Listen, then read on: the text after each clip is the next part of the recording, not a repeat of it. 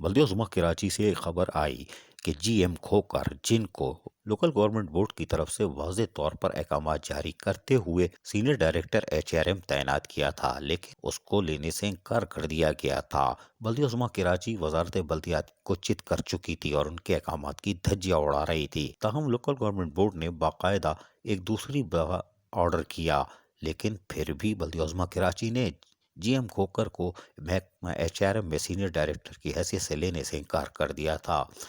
और उसके बाद फिर चीफ सेक्रेटरी सिंध की तरफ से बाकायदा एक नोट जारी किया गया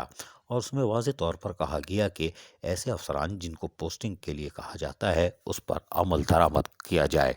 उसके लिए बाकायदा नोट लिखा गया, यानी चीफ सेक्रेटरी सिंध को भी मुदाखलत करनी पड़ी, जिसके तहत जीएम खोकर को एक बार फिर बल्दिया उज़्मा कराची में, जो कि ग्रेड 19 से ताल्लुक़ रखते हैं एसयूजी सर्विस के एडमिन ब्रांच के, उनको सीनियर डायरेक्टर एचआरएम तैनात करने का जो ऑर्डर था उस पर हमारी इतलात के मुताबिक एडमिनिस्ट्रेटर कराची ने अलाउ कर दिया है और जीएम खोकर कल बाकायदा सीनियर डायरेक्टर एचआरएम का चार्ज संभाल लेंगे। वाज़ेह रहे कि लोकल गवर्नमेंट बोर्ड ने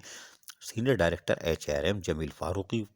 को जहां सस्पेंड किया था, वहीं वो इससे पहले रोशन अली शेख भी मुअत्तल कर चुके हैं। ताहम अब उनके लिए एक दफ़ा फिर इंक्वायरी का मामला चलेगा और उन पर गैर कानूनी भर्तियां, प्रमोशन और रेगुलाइजेशन में भी कुछ घपलों का मसला है, जो कि लोकल गवर्नमेंट के ऑर्डर में लिखा हुआ है। ताहम अब एक बार फिर ऐसा लगता है कि जीएम खोकर कल सीनियर डायरेक्टर एचआरएम का चार्ज संभाल लेंगे, लेकिन जमील फारूकी अगर कल जाते हैं कि नहीं, या लोकल गवर्नमेंट बोर्ड चित होता है और चीफ सेक्रेटरी सिंध का ऑफिस